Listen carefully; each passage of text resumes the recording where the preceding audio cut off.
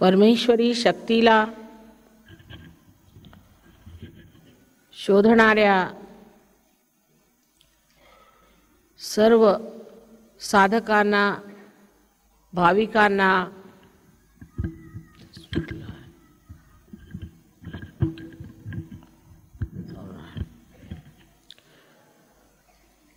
आमचा प्रणिपात. एवढ्या थोड्या वेळातच संगमनेरला सहयोगाची जी प्रगती पाहिली ते म्हणजे एक फारच मोठं समाधान आहे. कुंडलिनी शास्त्र आणि चक्रे हे एक गुप्त शास्त्र होतं. जनक राजांनी एका नचिकेताला फक्त आत्मसाक्षात्कार दिला, इंद्राला सुद्धा आत्मसाक्षात्कार घ्यावा लागला. अशी एक दोन उदाहरणे आपल्याला पूर्वकाळात मिळतात. इतिहास सुद्धा असं सांगतो की फारच कमी लोकांना आत्मसाक्षात्कार झाला होता. पण संत साधू हे वारंवार आपल्या कार्यासाठी भारतात आले, विशेषतः महाराष्ट्रात, आणि त्यांनी अनेकोपरी समजावून सांगितलं की आत्मानुभवाशिवाय तुम्हाला काहीही मिळालेलं नाही. आंधळ्याला जशी दृष्टी नसते तशीच मानवाला जोपर्यंत तो आत्म्याला प्राप्त होत नाही तोपर्यंत त्याला सत्य कळू शकत नाही, केवळ सत्य कळू शकत नाही. धर्मानी फार तर फार मनुष्य सदाचरणी बनू शकतो, पण कोणत्याही धर्मातला मनुष्य, मग कोणत्याही तो जातीचा असे नाका, कोणत्याही वर्णाचा असे नाका, कोणतेही पाप करू शकतो. त्याला कोणी रोखू शकत नाही, कारण त्याला रोखणारी जी शक्ती ती आत्म्यामध्ये स्थित आहे आणि तो आत्मा अजून आपल्या चित्तात प्रकाशित झाला नाही, म्हणून ते सामर्थ्य माणसामध्ये नाही की ह्या पापाच्या प्रलोभनातनं तो मुक्त होईल. पण आज संगमनेरला लोक चक्रांच्या गोष्टी करत आहेत, चक्रांची नावं घेत आहेत, त्याच्यावर बसलेले देवी देवता ह्यांच्याबद्दल लहान लहान मुलं चर्चा करत आहेत. हे पाहून माझा आनंद गगनात मावत आहे. केवढी मोठी गोष्ट आहे. जी गोष्ट एक दोन माणसाला माहीत होती, जी फारच कमी लोकांनी अनुभवली, अशी आज सर्वत्र सामाजिक होऊन बसलेली आहे. सहयोगाचे अनेक फायदे आहेत, पण सर्वात मुख्य म्हणजे असे की सदाचरणाने मनुष्याला पूर्णत्व येऊ शकत नाही. आत्मानुभवाने त्याला पूर्णत्व येतं. जोपर्यंत आत्म्याचा प्रकाश आपल्या चित्तात पडत नाही तोपर्यंत आपल्याला खरं आणि खोटं ह्याचा पूर्ण अंदाज, संपूर्ण कल्पना येऊ शकत नाही. त्याशिवाय आत्मानुभव म्हणजे जीवाशिवाची भेट, म्हणजे परमेश्वराशी संबंध, म्हणजे परमेश्वरी शक्तीचा आपल्यामध्ये आलेला संबंध प्रवाह. जशी आज आपण सगळीकडे वीज बघतो आणि तिचा प्रवाह वाहत आहे, आणि ह्या सर्व प्रकाशाला आपण सहजच एका बटननी दाबून प्रकाशात आणू शकतो. तसंच मानवामध्ये सुद्धा परमेश्वराने सर्व सुंदर व्यवस्था करून ठेवलेली आहे कुंडलिनीची. त्याला काही शिक्षण नको, त्याला काही डिग्री नको, त्याला काही फार मोठी पदवी नको, राजकारण नको, काही नको. मानव असला म्हणजे झालं. प्रत्येक मानवाला हा जन्मसिद्ध हक्क आहे की तो ह्या परमेश्वरी शक्तीला प्राप्त हो. त्यानेच मनुष्य समर्थ होतो, म्हणजे सम अर्थ लागतो, त्याचा अर्थ लागतो. त्याशिवाय माणसाला काहीही किंमत नाही. आज मोठ्या खुर्चीवर बसला तर उद्या त्याला लोक लाथाडून टाकतील. पण संतांचं तसं नाही. संतांना लोकांनी किती त्रास दिला, किती छळलं, तरी आज सुद्धा लोक त्यांच्या नावाचं स्मरण करून स्वतःला धन्य समजतात. पण संतांना मानूनच कार्य होणार नाही. आम्ही या संतांना मानतो, त्या संतांना मागतो, अशी मी पुष्कळ मंडळी पाहिली. पण बघते काय की जे लोक संतांना मानतात त्यांच्यामध्ये संतांचे कोणतेच गुण आलेले नाहीत. नुसतं मानून आम्ही समजा कुणाला मानलं की हे फार मोठे आहेत, त्यांनी आम्हाला संतांचे अधिकार येत नाहीत. समजा जर आम्ही म्हटलं की आम्ही इंग्लंडच्या राणीला फार मानतो म्हणून आम्ही काही इंग्लंडच्या राणी होऊ शकत नाही, उलट जर आम्ही तिला भेटायला गेलो तर ती भेटणार सुद्धा नाही. तेव्हा आमच्यामध्ये काही त्या भावनेचा, त्या विचाराचा, त्या भक्तीचा परिणाम येत नाही. तेव्हा हे काय गौड बंगाल आहे असं लोकांना समजतं की हे काय चाललेलं आहे. त्यांच्या विचारात हा काहीतरी प्रकार समजून येत नाही. परमेश्वर जर आहे आणि जर परमेश्वरी शक्ती आहे तर आम्ही परमेश्वराचा धावा केला तर परमेश्वरांनी आमच्या सेवेला हजर राहिलं पाहिजे अशी कल्पना लोकांची असते.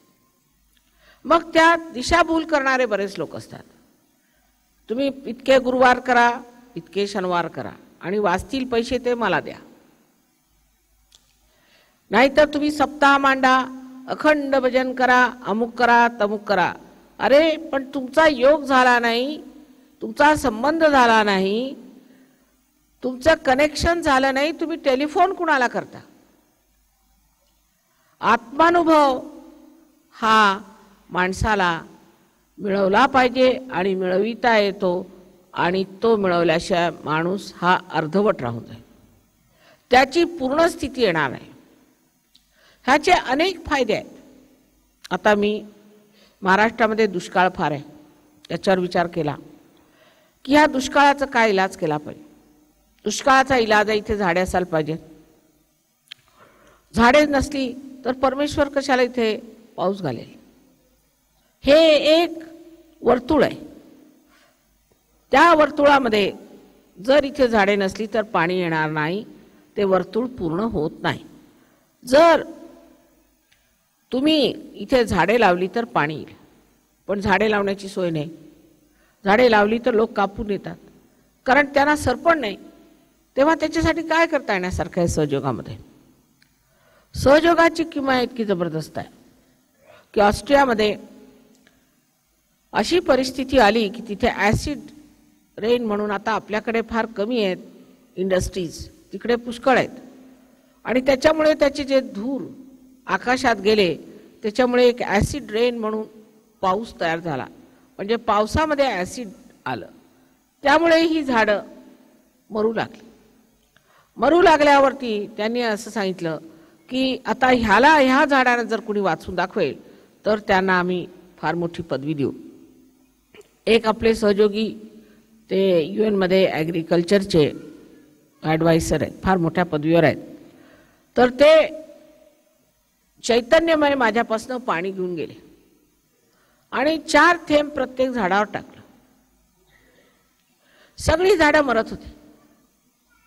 60 वर्षाच्या वरची झाडं तर तगली नाहीत, पण बाकी सगळी तगली आणि व्यवस्थित आहेत.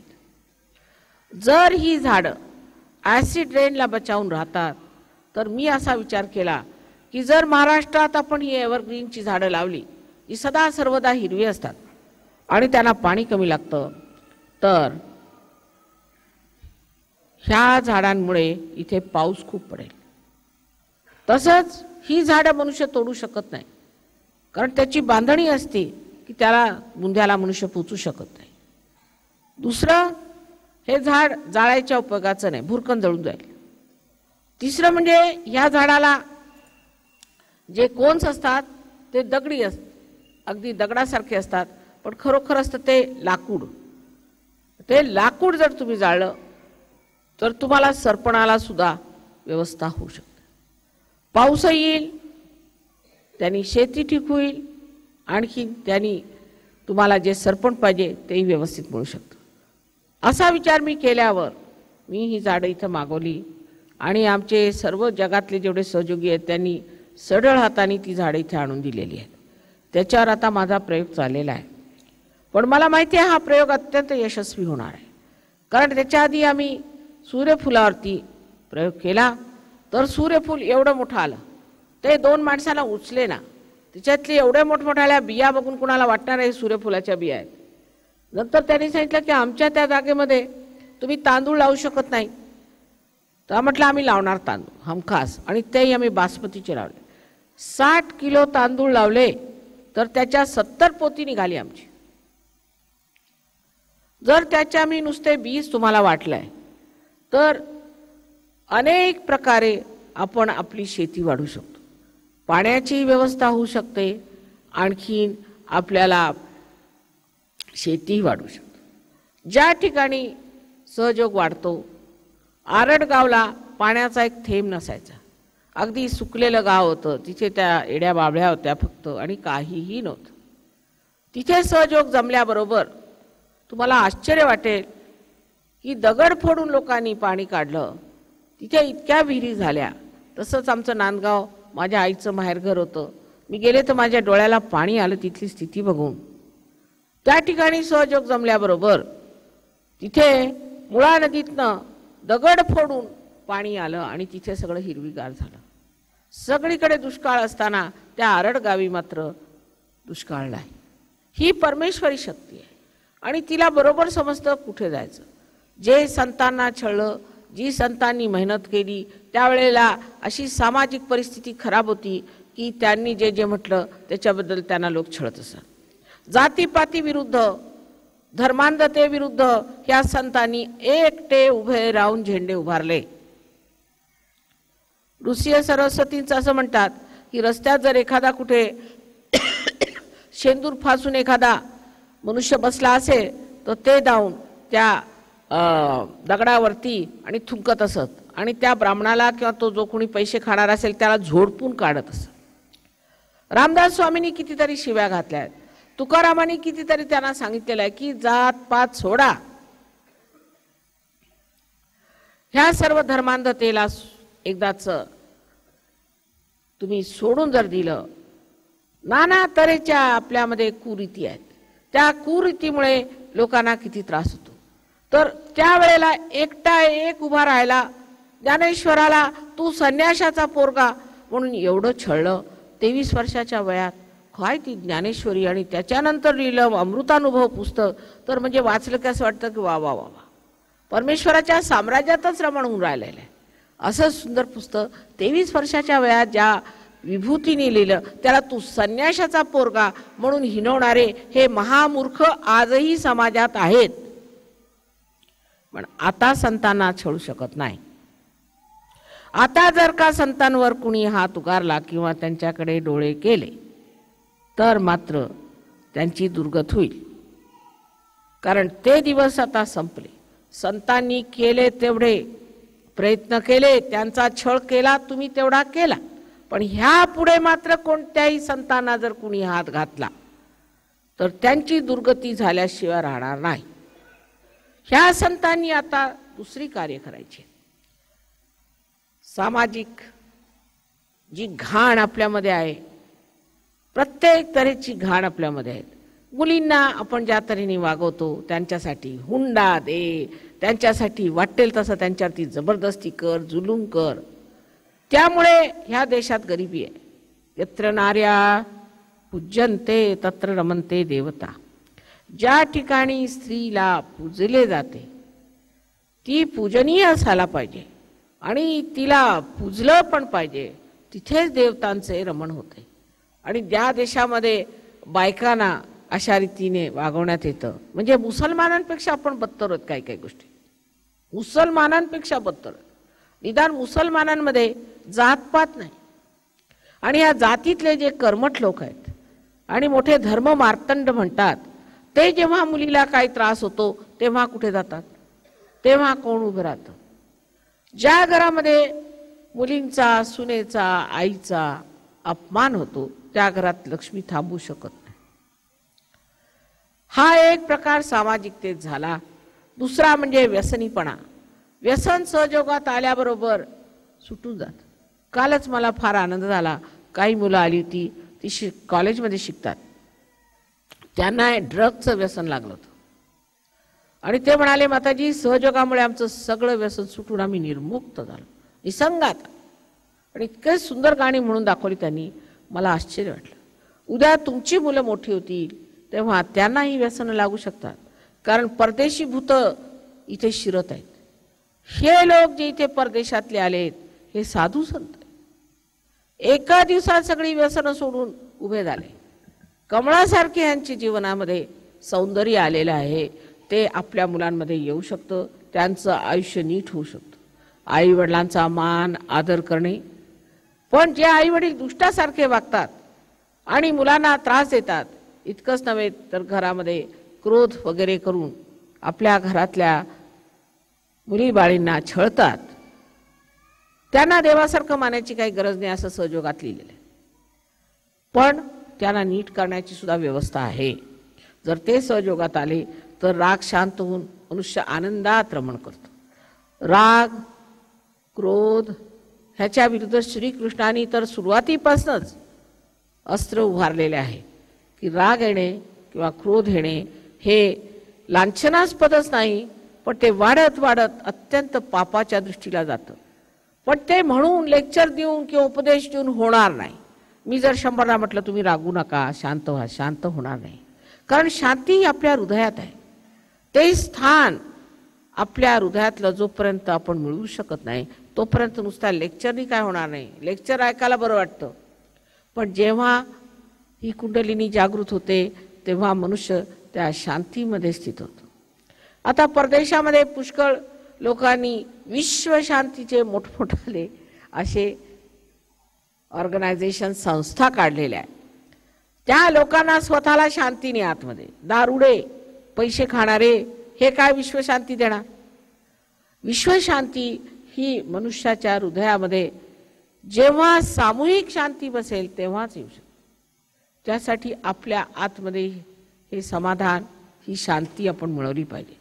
आज एक फार मोठी क्रांती आम्ही आरंभलेली आहे आणि महाराष्ट्रात या भागामध्ये विशेष करून श्री संतांचे एवढे कार्य आहे, त्यामुळे तुम्ही सगळे संपन्न झालात आणि तुम्ही ते प्राप्त केलेत.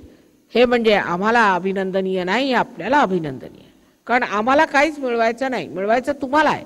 आणि सर्व जगामध्ये आज तुम्ही इतक्या उच्च स्थितीला पोहोचलात, हे तुमच्यासाठी कितीही मी म्हटलं तरी तुम्ही अजून समजू शकत नाही की केवढी मोठी गोष्टी तुम्ही मिळवलेली. कारण ते सहजच घटित होतं. कुंडलिनी सहजच जागृत होते. तिला असे हात फिरून लहान लहान मुलं सुद्धा जागृत करू शकतात. म्हणजे काय हे एवढी शक्ती कशी आली माताजी? हे कसं मिळालं? काहीतरी आमच्यात असलंच पाहिजे, पण काय आहे ते तुम्ही ओळखावं, आम्ही सांगणार नाही. पण आत्मानुभव हा प्रत्येकाने घेतला पाहिजे. आता असं आहे की खरं सांगितलेलं लोकांना आवडत नाही, पण मी खोटं कशाला बोलू? मी तुमची आई आहे. जे तुमच्यासाठी हितकारी आहे आणि चांगलं आहे ते मी सांगणार. तुम्हाला जरी वाईट वाटलं तरी मी ते सांगणार की बाबा हे चुकीचं आहे, हा मनुष्य चुकीचा आहे. तुम्ही एकदा आपला आत्मसाक्षात्कार घ्या. आत्मसाक्षात्कार घेतल्यावरती मनुष्याला दिसू लागतं, स्वतःच कळतं. मला सांगायची गरज नाही, स्वतःच तुम्हाला कळेल की आमचं कुठे चुकलेलं आहे, कुठे नाही चुकलेलं. कारण तुमच्या हातातनं चैतन्य वाहू लागतं. हातातनं चैतन्य वाहतं आणि ह्या बोटांवर तुम्हाला कळतं की कोणचं चक्र ह्या माणसाचं धरलेलं आहे. हे जर चक्र धरलं तर हा मनुष्य हमखास ढोंगी आहे. एवढंच मी सांगणार की कोणचं चक्र धरलं ते बघावं. आता सांगायचं म्हणजे आपल्याला पुष्कळशा गोष्टी माहिती नाही. रामाबद्दल, कृष्णाबद्दल, मोहम्मद साहेबबद्दल, ख्रिस्ताबद्दल ज्यांनी उठाव त्यांनी बोलाव. ह्यांना डोळे सुद्धा नाहीत. हे काय बोलणार? संतांनी म्हटलं तर त्याला काहीतरी मान्यता आहे, पण संत असं कधी म्हणणार नाहीत. कारण संतांना ओळख आहे. संतांना ओळख संतांची आहे पहिल्यांदा. जो संत असेल त्यालाच ओळखतील, जो संत नाही व्यवस्थित सांगतील हा संत नाही भामटा आहे. कारण संतांना भीती नसते, ते समर्थ आहे. पण त्यावेळेला माणसांनी लक्षात घेतलं पाहिजे की आपल्याला हा त्रास कशामुळे येतो. आता आजच मला कुणी सांगत होतं की एक गृहस्थ आहे, त्यांना हृदयविकार झाला. त्यांची बायको एका चूक अशा माणसाकडे जाते आणि त्याच्या नादी लागली, म्हणजे त्याची पूजा अर्चा करते. हा राक्षस आहे, त्या राक्षसाला ती मानते. जर ती त्या राक्षसाला गुरु मानते तर ह्याला हार्ट अटॅक येणारच. पण राक्षस आहे किंवा नाही हे बाह्यात कसं ओळखायचं, त्याच्यासाठी संतांची लक्षणं लिहून ठेवली. जो मनुष्य तुमच्याकडनं पैसे घेतो, पहिली गोष्ट तिथे तो संत नाही. सहयोगाने मात्र लक्षात ठेवलं पाहिजे की तुम्हाला चैतन्याच्या लहरी मिळाल्या आहेत. आता तुमची जाणीव परिसासारखी आहे. ती जिथे जाईल आणि जी ते म्हणेल ते तुम्ही जाणलं पाहिजे, ते मान्य केलं पाहिजे. पण सुरुवातीला विसरतात, विचार करत नाही. पूर्वीची जी पद्धत, आता हा चांगला कपडे बिपडे घालून व्यवस्थित मनुष्य आलेला आहे तर हा असलाच पाहिजे. कुणी भगवा वस्त्र घालून येऊन बसला, अलख निरंजन म्हणाला की तो मच्छिंद्रनाथ झालाच. मग तो कसा मनुष्य आहे, आता जेलमधून सुटून आला की काय वगैरे काही पाहायचं नाही. ह्या साधे भोळेपणाचा फायदा ते लोक उचलतात, पण आपण किती नुकसान उचलतो ते आपल्याला माहिती आहे. अशा लोकांपासून कितीतरी विकार होतात. विशेष करून आजकाल जेवढे हे विकार निघालेले आहेत, कॅन्सर वगैरे, हे सगळे ह्या दुष्ट लोकांच्यामुळे होतात. हे तुम्हाला सहयोगात आल्यावर कळेल. तुम्हाला डॉक्टर व्हायची गरज नाही, तुम्हाला डिग्री घ्यायची गरज नाही. एकदा तुमची कुंडलिनी जागृत झाली की तुम्हाला बरोबर कळेल ह्या माणसाचं कोणचं चक्र धरलेलं आहे आणि ह्याला कोणचा त्रास आहे. फक्त एवढं शिकायचं आहे ठीक कसं करायचं. प्रत्येक मनुष्य, प्रत्येक मुलगा, प्रत्येक मुलगी, प्रत्येक बाई, सगळेजण गुरु पदाला जाऊ शकतात. आता लोकांना असं वाटेल की माताजी एवढं कठीण होतं एका काळी, आता कसं सोपं झालं. पण झालंय ना. का झालं असं आहे, सुरुवातीला बाग लावली तेव्हा 1-2 फुलंच आली होती, पण आता बहार आलेली आहे, ते दिसतंय. इतकी मुलं पार झाली. लहान लहान मुलांना समजतं सहस्त्रार म्हणजे काय. पूर्वी सहस्त्रार कशाशी खातात जर कुणाला विचारलं असतं तर आमचे खापरपणजे किंवा आमचे आजोबा किंवा अशा लोकांना जर विचारलं असतं म्हणजे काय बुवा हे आहे काय सहस्त्रार, आम्हाला काय माहिती. पण आज लहान लहान मुलांना सुद्धा सहस्त्रार काय ते माहिती आहे, कुंडलिनी काय ते माहिती आहे. कसं हे ज्ञान आलं. मी काही सगळ्यांशी बोलत नाही, कारण एकदा जर की तुमची कुंडलिनी जागृत झाली तर संबंध ज्ञान तुमच्या डोक्यात आहे. ज्ञानाचा प्रकाश तुमच्यात पडतो, लगेचच तुम्हाला सगळ्या गोष्टींचं ज्ञान होतं आणि तुम्ही समजू शकता. पुस्तकं वाचायला नको, त्याच्यासाठी पारायण करायला नको, उपास तपास करायला नको, गुरु शोधत फिरायला नको आणि पैसे तर मुळीच खर्च करायला नको. पण त्याचा परिणाम असा होतो की तुम्ही अत्यंत सुंदर सुवर्णासारखे स्वच्छ असे चमकून निघता. तुमचं व्यक्तित्व विशेष होतं. आता महाराष्ट्रात मला सगळे सांगतात की माताजी इथे राजकारण फार खराब आहे. राजकारणामध्ये असे लोक आहेत काय विचारू नका. आमच्या मुलांनाही खराब करतायत. आणखी सगळ्या तऱ्हेने फार त्रास आहे राजकारणात. पैसे कमवतात, खूप पैसे एकत्र केलेत आणि सगळ्यांना फुलतापा देतात. आता काय करावं ते समजतात. हेच राजकारण उद्या रामराज्यात येईल, हेच राजकारण उद्या चांगलं होईल. पण हे राजकारणी सहयोगात आले पाहिजेत किंवा सहयोगाने राजकारणात गेलं पाहिजे. जेव्हा ती स्थिती येईल तेव्हा तुम्हाला आश्चर्य वाटेल की सर्व जगामध्ये ह्या भारतभूमीमध्ये सगळ्यात उत्तम असं राजकारण होऊ शकतं. पण त्यासाठी खंबीरपणाने सहयोगामध्ये जमलं पाहिजे. आपलं व्यक्तित्व सहयोगामध्ये जमवलं पाहिजे. मुलांना सांगायची काही गरज नाही, कोणालाही काही सांगायची गरज नाही. आपोआप हातामध्ये प्रकाश आल्याबरोबर मनुष्य बघतो की माझ्या हातात साप होता तर तो चटकन टाकून देईल. त्याच्या आधी तुम्ही सांगितलं बाबा तू सापाला धरून उभा आहेस, तो म्हणे नाही मी नाही. कशावर म्हणता तुम्ही, मी नाही टाकणार. त्याला प्रकाश पाहिजे. तो प्रकाश आल्याबरोबर मनुष्य एकदम टाकून देतो. पण हे मी जरा बाह्यातलं सांगितलं, पण हे खरोखर म्हणजे तुमच्या नसा वाहू लागतं ते चैतन्य. त्यांनी तुमची तब्येत सुधारते, तुमच्या प्रकृत्या सुधारतात, तुम्हाला रोग होत नाहीत, तुमचे सामाजिक प्रश्न सुटतात, कौटुंबिक प्रश्न सुटतात. इतकंच नव्हे, तुमचे लक्ष्मीचे तत्व जागृत होऊन ती लक्ष्मी तुमच्यामध्ये बसते आणि तिची जी काही किमया सुरू होते. तुम्हाला आश्चर्य वाटेल की आज जे कोणी मोठमोठाले इंडस्ट्रियलिस्ट सहयोगी आहेत त्यांचं नाव जगभर पसरलेलं आहे. प्रत्येक ह्याच्यामध्ये शेतीमध्ये इतकं उत्पादन होईल की तुम्हाला आश्चर्य वाटेल झाला कसा चमत्कार. प्रत्येक ह्याच्यामध्ये ही दैवी लीला आहे आणि ही दैवी लीला आणि देवाची जी काही किमया आहे ती तुमच्या हातातून घटित होते. फक्त तुम्हाला थोडं जाणलं पाहिजे की ही शक्ती कशी वापरायची. ही शक्ती तुम्ही वाईट कामासाठी वापरू शकत नाही. जर तुम्ही एकतर इच्छाच होणार नाही आणि जर चुकून माकून झालीच तर ही शक्ती तुमच्यातून निघून जाईल. वाईट कार्यासाठी, कुणाचं वाईट करण्यासाठी ही शक्ती नाही. कोणी तुमचा दुश्मन असो, तुम्हाला कुणी त्रास देणार मनुष्य आहे त्याला परमेश्वर बघून घेईल, पण तुम्हाला काहीही करावं लागणार नाही. तुम्ही आपल्या धोपट मार्गाने राहायचं, आपल्या सत्य मार्गावर राहायचं, कोणी तुम्हाला हात लावू शकत नाही. समृद्धी येते. आज तुम्हाला माहित असेल की इंग्लंडमध्ये कितीतरी लोकांना नोकऱ्या नाही, लाखो लोकांना नोकऱ्या नाही आहेत इंग्लंड सारख्या लहानशा देशामध्ये. पण सहयोगात कुणी आला रे आला त्याला नोकरी मिळून तो व्यवस्थित होतो. कितीतरी मुलं जी फर्स्ट क्लासमध्ये पास झालेली आहेत ती सगळी सहयोगी आहेत. ज्यांनी मोठमोठ्या परीक्षेमध्ये यश कमवलेलं आहे ते बहुतेक सहयोगी आहेत. प्रत्येक क्षेत्रामध्ये, मग ते सामाजिक असो, ते राजकारणी असो किंवा बौद्धिक असो, प्रत्येक क्षेत्रामध्ये असे लोक चमकून निघालेले आहेत. त्याला कारण असं नव्हे की मनुष्य हा जेव्हा आत्मसाक्षात्कारी होतो तर त्याला बडी मोठी महत्वाकांक्षा येते, मुळीच नाही. तो अत्यंत समाधान येतो, पण आतमध्ये प्रकाश आल्यामुळे त्या प्रकाशात जे काही त्याला समजतं ते काहीतरी उच्च प्रतीचं असतं. तसं पाहिलं तर संतातले किती लोक युनिव्हर्सिटीला गेले होते किंवा कॉलेजला गेले होते, पण काय काय लिहून ठेवलं आहे बघावं ते आश्चर्य वाटतं. काय हे काय ज्ञान, आणि हे ज्ञान सगळं खोटं आणि परमेश्वर खोटा. आणि आजकालचे जे दीड शाणे निघाले आहेत त्यांचं असं म्हणे आम्ही खरे आहोत. हे वैज्ञानिक विधान नव्हे. वैज्ञानिक माणसांनी आपलं डोकं उघडं ठेवलं पाहिजे. जोपर्यंत तुम्ही परमेश्वराबद्दल शोध केला नाही, सत्याचा शोध केला नाही, त्याच्याबद्दल माहिती मिळवली नाही, तेव्हा हे सगळं खोटं अशा भूलतापा देणाऱ्या लोकांवरती तुम्ही मुळीच विश्वास ठेवू नये.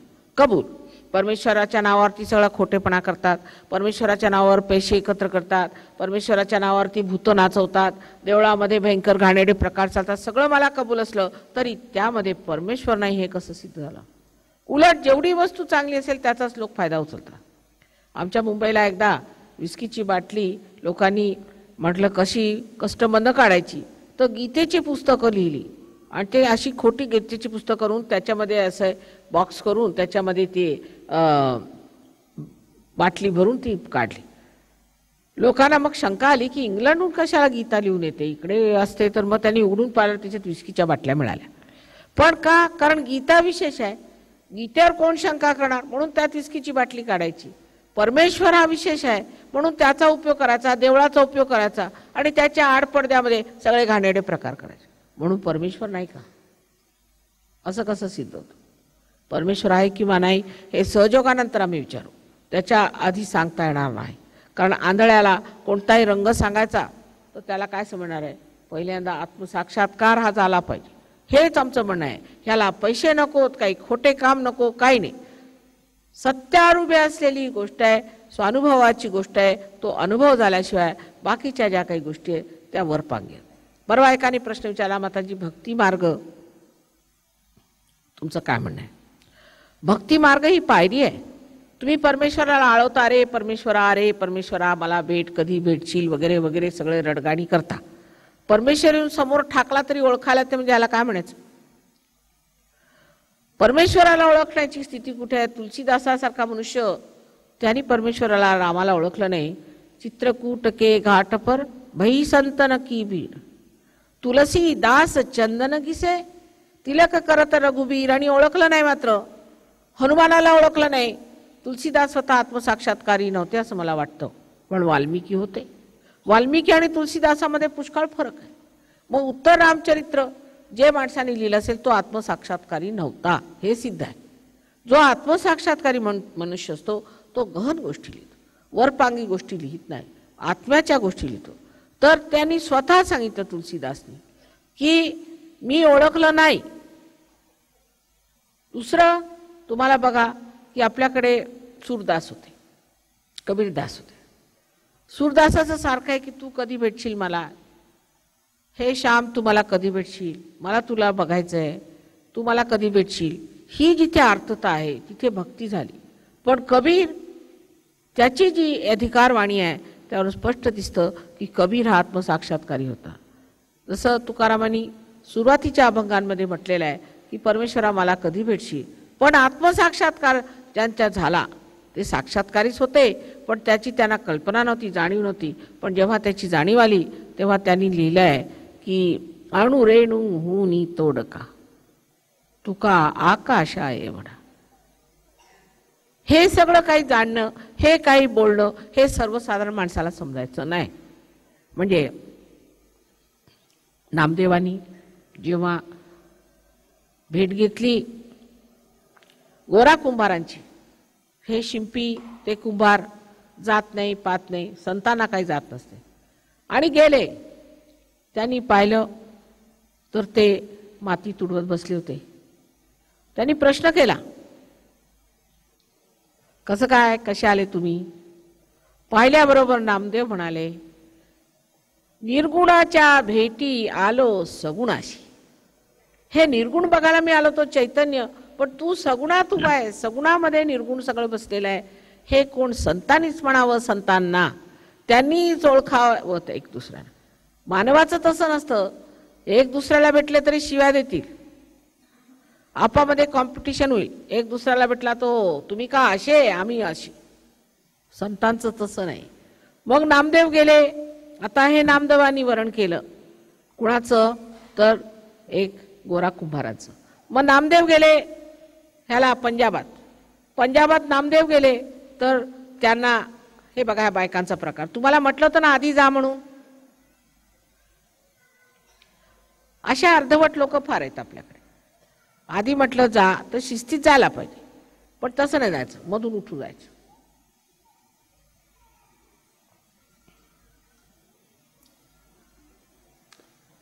ही शिस्त सुद्धा सहयोगानंतर येते. ह्या बायका जर आत्मसाक्षात्कारी असत्या तर कधीच नसत्या गेल्या, नाही तर आधी गेल्या असत्या. शिस्त आपल्याकडे नाही, कोणती वागण्याची रीत नाही. अस्त्यावस्थ लोक आहेत. रस्त्याने पाहिलं तर सगळीकडे घाण पडलेली आहे. आपापसात शिव्या गाळ भांडणं, रस्त्यामध्ये नुसते तंटे चाललेले. हे सगळं काही आहे त्याला कारण आपल्या देशामध्ये धर्माच्या गोष्टी नाही तसं नाही, आदर्श नाही तसं नाही, पण त्या आदर्शाला आपण प्राप्त झालेले नाही, अर्धवटच होत अजून. त्या अर्धवटपणामुळे आपण असे वागतो आणि त्यातला मूर्खपणा आपल्याला दिसूनच येत नाही. कारण आपण हा मूर्खपणा करतो हे सुद्धा समजण्यासाठी प्रकाश असायला पाहिजे. तर जेव्हा नानक साहेबांच्याकडे नामदेव गेले तेव्हा त्यांना पाहून नानक साहेब उठले आणि त्यांना कडकडून मिठी मारली की कुठून आले तुम्ही एवढे मोठे संत. त्यांना बसवलं, त्यांची पाद्यपूजा केली आणि म्हणे आता नामदेवा तुला आम्ही पंजाबातनं जाऊ देणार नाही, तू आता आमच्या इथे कविता कर. ते म्हणे मला मराठी भाषा येते, हिंदी सुद्धा येते. अरे बाबा तू पंजाबी शिक, आणि तू मराठीतच लिही, आम्ही पंजाबीत लिहू. तर ग्रंथसाहेबमध्ये नामदेवांच्या कितीतरी कविता आहेत, पण आपल्याकडे तो एक शिंपी होता. शिंपी म्हणजे शिंपी होता असं म्हणतो आपण. नामदेवांच्या कविता ग्रंथसाहेबमध्ये सिख लोक वाचतायत. आता ह्यांचं शहाणपण काय सांगावं सिखांचं, किती इकडे नामदेवांच्या कविता वाचतायत. जनाबाईच्या सुद्धा कविता त्या ग्रंथसाहेबमध्ये आहेत. मला आश्चर्य वाटलं, मी पहिल्यांदा पंजाबात गेले तेव्हा गुरु ग्रंथसाहेब पाहिला, त्याच्यात मराठी भाषा म्हणजे मला आश्चर्य वाटलं. आणि पंजाबीमध्ये पुष्कळ मराठी शब्द वाचून पाहून मला आश्चर्य वाटलं. मग कळलं नामदेव साहेबांचं एक काम आहे. आणि ते सगळं लिहिलंय त्यांनी पंजाबी भाषेत, म्हणजे असं की लिहिण्याची लिपी पंजाबी आहे पण आहे सगळी मराठी. मराठीचे संबंध ते गुरु ग्रंथ साहेबमध्ये. आता या सिखांना कोणी सांगायचं, ते बसले अखंड पाठ. इथून सुरू झाला मंत्र त्यांचा तो गुरुग्रंथच आहे. वाचायला बसले म्हणजे एक सरदारजीने एवढं वाचलं की तो बोट ठेवून उठला की दुसरा आला, त्या बोटापासून सुरू केलं की तिसरं सुरू. पण ते काय बोलून गेले, काय म्हणाले, काय त्याचा अर्थ नाही. वाचत जायचं. मराठी असो, बंगाली असो, हिंदी असो, सगळ्यांनी वाचत जायचं. लाईन वाचायचं, अखंड पाठ. त्यांनी म्हटलंय का हे रे बन खो जन जाई, सदा निवासी सदा अलेपा तो हे संग समाई. मग म्हटलंय की पुष्प मध्य जो बास बसत है, मुकुर माही जस छाई. मुकुर म्हणजे हत्ती. तैसे ही प्रभू बसई निरंतर, घटही खोजो भाई. म्हणजे हृदयामध्ये शोध. घटही खोजो भाई. आता हे म्हणते घटही खोजो भाई, घटही खोजो. अब ते पाठांतर चाललेलं. तासन तास हातात टाळ घेऊन कुटत बसायचं, चिमटे मारत बसायचं. घटही खोजो, घटही खोजो. म्हणजे याला अर्थ आहे का काही? वेडेपणाची कमाल वाटते. अहो काय म्हटलंय त्याच्यात, घटही खोजो. आता उद्या तुमचं डोकं दुखलं समजा, आम्ही म्हटलंय बघा अमृतांजन घेऊन चोळावे त्यांनी बरं वाटेल, समजा आम्ही म्हटलं, तर तुम्ही पाठ करत बसा अमृतांजन घेऊन चोळावे. तशातला हा प्रकार, अमृतांजन घेऊन चोळावे. माताजींनी सांगितलं हा मंत्र आहे, म्हणत राहा म्हणत राहा. त्यांनी डोकं दुखी तुम्हाला येऊन मला तर फार जास्त होणार. ह्या अशातले प्रकार. मग म्हणे आम्ही नामस्मरण करतो, पांडुरंग पांडुरंग पांडुरंग. अरे काय बोलायची सुद्धा सोय नाही त्याला. तोंडामध्ये तंबाखू भरली, चालले पांडुरंग. अरे ते तंबाखू आणि कृष्णाचं असं वाकडं आहे, ते तोंडात भरली चालले आपले पांडुरंग पांडुरंग पांडुरंग. भिकाऱ्यासारखे कपडे घालून. अरे तो योगेश्वर धनवंतरी लक्ष्मी पती तो श्रीकृष्ण, त्याच्या देवळात तुम्ही हे असे फटिंगणासारखे कसे चालले? ज्यांनी सुदाम्याची संबंध नगरी सोन्याने मिळवली, त्या कृष्णाकडे निघाले असे फटिंगणासारखे. ह्याला काय भक्ती म्हणतात? स्वतःला दुःख देण्याची, त्रास देण्याची व्यवस्था परमेश्वराने केलेली नाही. परमेश्वर हा अत्यंत प्रेमळ पिता आहे. जितके तुम्हाला आजचे पिता माहीत असतील त्यांच्यापेक्षा कोट्यावधी जास्त प्रेमाचा, त्याचं वर्णन सुद्धा करता येत नाही असा तो तुमचा परमेश्वर, तुमचा बाप आहे. तो तुम्हाला काही छळणार आहे का? उपास करा, हे करा, ते करा, डोक्यावर उभे राहा, एका पायावर उभे राहा, तुमचा तो छळ करणार आहे? एक विचार करा. ख्रिस्ती धर्मामध्ये त्यांनी आपलं खूळ काढलं की सगळ्यांनी काहीतरी सहन केलं पाहिजे. म्हणा या ख्रिस्ती लोकांपासनं सगळ्यांनी सहन केलेलं आहे. ते कोलंबस तिकडे गेले, नशीब नाही तर आपण इकडे काय राहिलो नसतो. तिकडे जाऊन त्यांनी सगळ्यांचा मुर्दाच पाडला. आता तिथे कुणी नाहीच आहे तिथले पहिले लोक. कुठे म्युझियम मध्ये दिसले तर दिसतात. नशिबाने इकडे नाही आले. इकडे आले असते तर इकडे त्यांनी सगळ्यांचा मुर्दा पाडला असता. हे म्हणे आम्ही सहन करणार. सहन करायचं म्हणजे काय? उपास, तपास, फालतूचे धंदे, कपडे नाही घालायचे, फाटके कपडे घालायचे, नागवं फिरायचं, असं देवाने सांगितलंय काय? ख्रिस्त तसे फिरत होते का? ख्रिस्ताने सांगितलं की परमेश्वर हा कृपाळू, दयाळू, आणखीन प्रेमाचा सागर आहे. तो असे धंदे शिकवणार आहे का परमेश्वर? आणि म्हणे आमच्यासाठी ख्रिस्त क्रूसवर गेला, त्यांनी सगळं सहन केलं. मग तुम्ही आता काय नवीन काय काढलंय? त्यांनी केलं ना तुमच्यासाठी, तुमच्या पापासाठी झालं ना. आता तुम्ही नवीन खूळ काय काढलं? असं ख्रिश्चन लोकांना म्हटलं तर झालं मला मारायला धावती. आणि तो ख्रिस्त सुद्धा जशी काय हाडं असावीत नाही एखाद्या टीबी पेशंटची तसा उभा करते. अहो एवढा मोठा क्रॉस उचलायला या पोपला सांगा म्हणा उचलून नये म्हणजे कळेल. ते केवढे बलिष्ठ होते. गणेशाचं अवतरण होतं ते. तसं दाखवायच्या ऐवजी हे असला कसला तरी जर्जर ख्रिस्त आणून उभा करायचा. म्हणजे सगळ्यांनी अगदी दयनीय दशेनी त्या ख्रिस्ताकडे पाहायचं. तो काय तारणार आहे लोकांना? तसं प्रत्येकाचे वाभाडे काढून ठेवलेले आहेत लोकांनी. आणि जितकं डोकं जास्त तितकं वाभाडे जास्त. ख्रिस्ती लोकांना डोकं जास्त असल्यामुळे त्यांनी जास्तच वाभाडे काढले. भक्ती कमी आहे. आणि आपल्या महाराष्ट्रात सुद्धा काहीही कुणी कमी करून ठेवलेलं नाही. सर्व धर्मामध्ये अतिशहाणपण आहे. मुसलमानांचा तसाच प्रकार आहे. मोहम्मद साहेबांनी इस्लाम शब्द जो वापरलाय त्याचा अर्थ आहे की समर्पण परमेश्वराला असलं. ह्यांचं समर्पण बघतच होतं आपण. आता आपापसात रोज माना कापत फिरतात. दुसरी गोष्ट विशेष करून त्यांनी जी सांगितली, विशेष करून जी त्यांनी गोष्ट सांगितलेली आहे ती अशी की कयामा म्हणजे पुनरुत्थानाचा दिवस जेव्हा येईल, ज्या वेळेला रिझरेक्शन होईल, त्यावेळेला तुमचे हात बोलतील, तुमचे पाय बोलतील आणि तुमच्या हाताची बोटं तुमच्या विरुद्ध सांगतील की तुमच्यात काय चुकलेलं आहे. सहजयोग सांगितला संबंध त्यांनी, ते दत्तात्रय साक्षात मक्केश्वर शिवाय ते आपल्या शास्त्रात लिहिलेलं आहे. म्हणजे मुसलमान गाढव असले म्हणून मोहम्मद साहेब चुकीचे नाही, त्यावेळेला समयानुसार जे करायचं ते त्यांनी केलं. कृष्णाने म्हणे पुष्कळ बायका केल्या. ते कोण होतं? कृष्णाच्या ज्या 16,000 बायका होत्या ते त्यांच्या 16,000 शक्त्या आहेत. 1000 सहस्राराला चक्र आहेत, 1000 आणखी विशुद्धीला 16 आणि 1000 गुणिले म्हणजे 16,000 आणि ते विराट योगेश्वर होते. आणि ह्या विराटाच्या त्या 16,000 शक्त्या होत्या. पण विराट असल्यामुळे त्यांच्या ज्या 5 पत्न्या होत्या त्या कोण होत्या? त्या शक्त्या होत्या 5, ज्याला आपण म्हणू की पंचमहाभूतांच्या ह्या 5 शक्त्या त्यावेळेला त्यांच्या पत्नी स्वरूप राहिल्या. राधा ही त्यांची जी शक्ती होती, रा म्हणजे जिनी ज्याला आपण म्हणू ऊर्जा शक्ती, धा म्हणजे जिनी धारण केलेलं आहे अशी ती जी राधा होती ती महालक्ष्मी स्वरूप होती. महालक्ष्मी म्हणजे काय तर महालक्ष्मी तत्वानी मनुष्याचं उत्थान होतं. आज अमिबापासून आपण माणसं झालो त्या महालक्ष्मी तत्वामुळे, आणि आज ह्या माणसापासून आपण संत होऊ, मोठे होऊ, ते सुद्धा या महालक्ष्मी तत्वामुळे. कोणीही तुम्ही संन्यास घ्या असा कुठेही आग्रह केलेला नाही.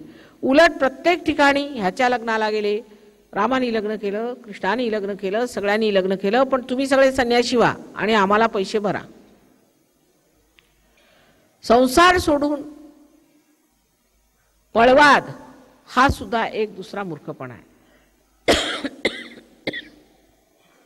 सहयोगामध्ये लग्नाचे मंगल कार्य आम्ही करत असतो. कितीतरी मुली आपल्या महाराष्ट्रात अशा आहेत, त्यांना घरातनं काढून टाकलं, वैधव्य आलं, हुंडा नाही, मुलीची लग्न होत नाही, पुष्कळ वय झालं तरी त्रासात आहेत बिचाऱ्या.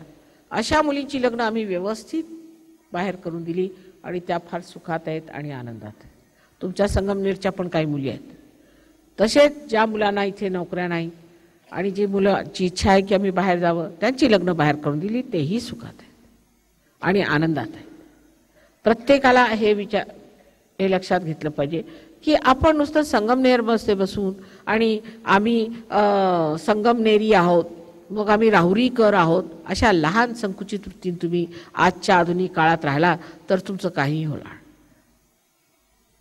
आम्ही सगळ्या विश्वातला एक अंग प्रत्यंग आहोत. सगळ्या विश्वामध्ये आमचं स्थान आहे हे सहयोगात आल्यावर कळतं. कुठेही सहयोगी भेटला तुम्हाला, मग तो कोणत्याही देशाचा असेना, तुम्ही कोणीही असेनात का, कुठलेही असेनात का, सर्वसाधारण असेनात का, तो कडकडून तुम्हाला मिठी मारेल, अरे माझा भाऊ तू कुठे गेला होतास. कधी हे परदेशातल्या लोकांनी तुम्ही पाहिलंय खेडेगावात जाऊन कडकडून मिठा मारल्या असती, बायकांनी फुगड्या घातल्या असती, तुम्ही पाहिलंय का कुठे. आज ते विश्वधर्माचं कार्य सहजतेने सहजयोगात होत आहे. सहजतेने हे आले तुमच्या दर्शनाला, हे तुम्हाला भेटायला आले, ते तुमच्याच पातळीवर. उलट ते समजतात की हिंदुस्थानी मनुष्य म्हणजे फार उच्च प्रतीचे, असं त्यांची कल्पना आहे. ते काय असेल ते तुम्ही सांगा आता, पण त्यांची अशी कल्पना आहे की हिंदुस्थानी मनुष्य म्हणजे निखालस, अगदी अत्यंत भोळाभाळा आणि अत्यंत चांगला असतो आणि त्याच्यामध्ये काहीही दोष नसतो. आता यांना मी काही सांगत नाही, आपलं असलं ते आपलं लपून ठेवलेलं बरं, पण कधी कधी पुढे येतं. तेव्हा जे काही आपलं आहे, जे आपल्यामध्ये आहे ते सहजच निघून जाणार. सगळे दोष निघून निर्दोष होऊन निसंगामध्ये उभे राहून बोध तुमच्या हातात येतो. हा सगळा बोध ज्याने की तुम्ही आपल्या नसानसामध्ये जाणू शकता. प्रत्येक गोष्टीची जाणीव, त्या जाणीवेचा परिस तुमच्या हातात येतो. ही एवढी मोठी देणगी सहयोगाची आहे. त्यात आमचं काही देणं घेणं लागत नाही. सांगायचं म्हणजे आमचं काही देणं घेणं लागत नाही, कारण तुमच्या किल्ल्या तुम्हाला दिल्या एवढंच. तुमचं धन, तुमची संपत्ती तुम्हाला दिली. तुझं आहे, तुझं पाशी ते तुला दिलं. त्याच्यात माझं काय देणं घेणं लागतं? जर माझं नव्हतं तर मी त्याबद्दल काय बोलणार? फक्त आई असल्यामुळे समजावून सांगते, प्रेमाने सांगते आणि जे काही सत्य ते उघडं करून सांगते. काहीही लपवून ठेवणार नाही. माझ्या सर्व शक्त्या तुम्ही घ्याव्यात हीच एक माझी इच्छा आहे. मला दुसरं काही नाही. जेवढ्या शक्त्या माझ्याजवळ आहेत, तर म्हटलं की मी पुंजीवादी आहे. माझ्याजवळ सगळी पुंजी आहे, सगळी संपत्ती आहे म्हणून पुंजीवादी आहे. पण मी कम्युनिस्ट सुद्धा आहे. कम्युनिस्ट काय? कारण ते दिल्याशिवाय मला राहवत नाही. सगळं असून, ऐश्वर्य असून ते नको. मला एकच ऐश्वर्य पाहिजे की सगळ्यांना मला देता येईल. मी माझ्या वडिलांना सांगायचे की मी मोठी झाले म्हणजे किती जगामध्ये लोक होती, पण ते काय सांगता येत नाही. पण तरी म्हटलं जरी आकाशातले जितके तारे असतील तरी सगळ्यांची माझी भेट झाली तर बरं होईल, अशी एक इच्छा मला असायची. आणि आज ते आपल्यामध्ये बघून मला फार आनंद झाला. आपण सगळी इथे आला. आता आपली संपत्ती, आपली समृद्धी आपण मिळवून घ्या. त्यात शंका कुशंका काढत बसू नका. शंका कुशंका काढण्याची वेळ गेली. आता ते मिळवून घ्या. तुमच्या मुलांचं आणि तुमचं भलं करून घ्या. सर्व दृष्टीने तुमचं भलं होईल, उत्तमोत्तम होईल. हे संबंध जगातलं, विश्वातलं जेवढं राहडगाड गए ते तुमच्यासाठी फिरतंय, हे लक्षात घ्या.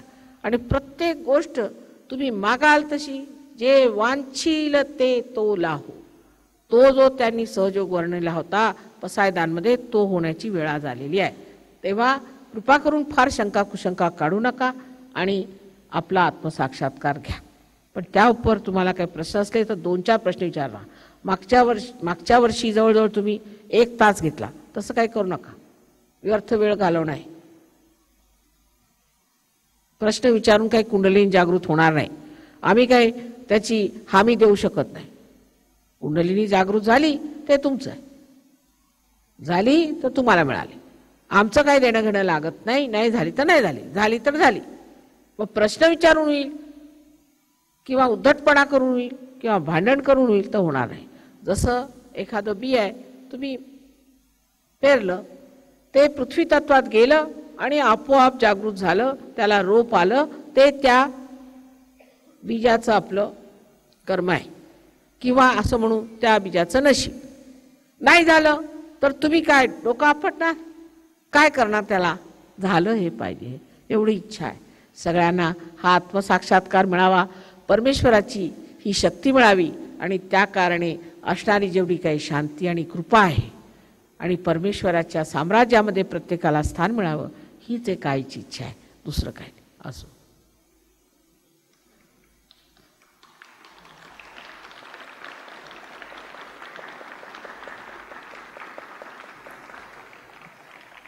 आता असले प्रश्न तर विचारा. बेकारचे प्रश्न विचारू नका. अमुक गुरु म्हणाले, इकडे मी पुस्तक वाचलं वगैरे. आता मी इथे बसलेले आहे, त्या बेकारच्या लोकांच्या गोष्टी करू नका.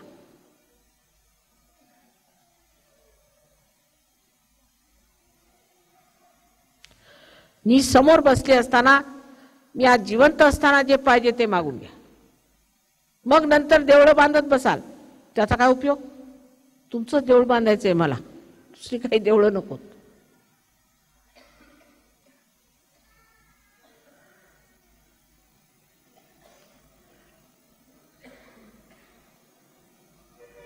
आहेत का प्रश्न?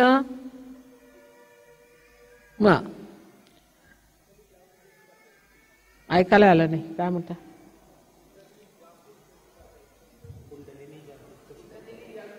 हो, ते करणार मी. मला फार छान प्रश्न विचारला. तेच तर मी करणार आहे. ते करणार, सहजच होणार आहे सगळं. ते फार छान प्रश्न आहे आणि साधक आहात तुम्ही. वा, असा प्रश्न विचारला सुरुवातीला म्हणजे फार मोठी गोष्ट. मग सगळ्यांना पाहिजे ना जागृती? हा, घ्या, सोपं काम आहे. आधी दोन्ही हात माझ्याकडे असे करायचे, सद. पायात जोडे असतील तर काढून ठेवा. जमिनीवर बसले ते बरं आहे.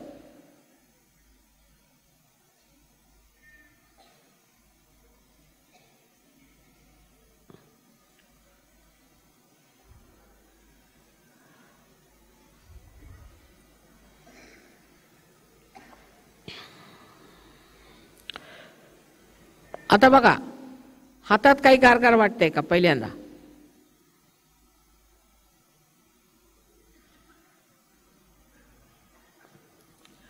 माझ्याकडे बघताना विचार करू नका, विचार नाही करायचा.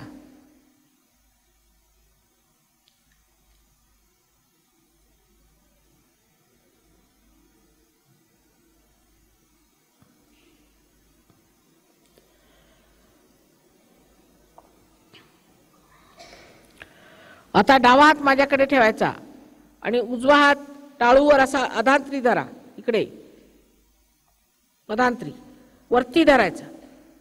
आता बघा, गार वाटते का डोक्यातनं? वाटून राहिलाय? लक्ष घाला, मान थोडी अशी खाली करून घ्या.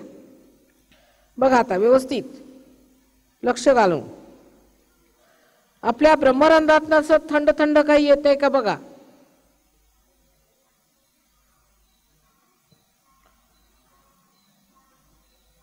आता उजवा हात माझ्याकडे करा आणि डावा हात. आता बघा अधांत्री, बघा येत आहे का?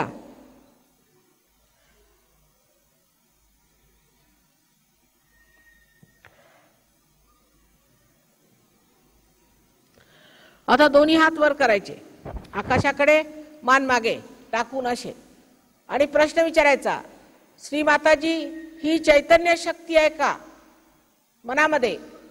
श्री माताजी ही परमेश्वराची प्रेमशक्ती आहे का? श्री माताजी ही ब्रह्मशक्ती आहे का? असा प्रश्न विचारायचा, वर डोकं करून डोळे मिटून असा प्रश्न करा मनामध्ये. ही परमेश्वराची प्रेमशक्ती आहे का? असा 3दा प्रश्न करा.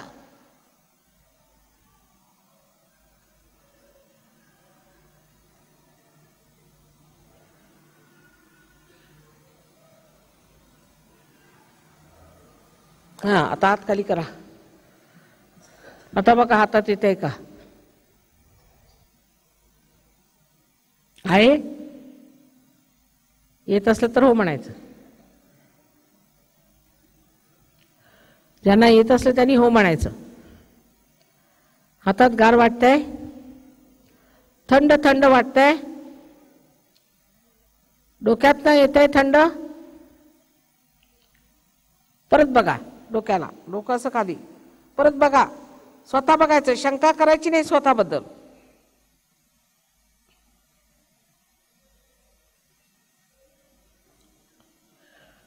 आता हे परत दुसरा हात, डावा हात माझ्याकडे करा, डोकं खाली करून बघा. आता गार येते का?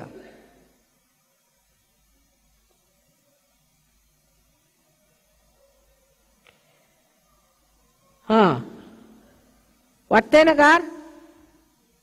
आता ज्यांना ज्यांना हातामध्ये गार वाटलं, डोक्यामध्ये गार वाटलं, दोन्ही हात वर करा. सगळं संगमनेर पार झालंय. धन्य तुमचे. अहो, एका क्षणात पार झाले तुम्ही सगळे. उत्तम. हात खाली करा. उत्तम. काय म्हणा, आता तुम्हालाच मी नमस्कार करते. झालं, संगमनेरचं वैभव वाढणार. कमालीचे लोक आहात तुम्ही, कमालीचे लोक आहात.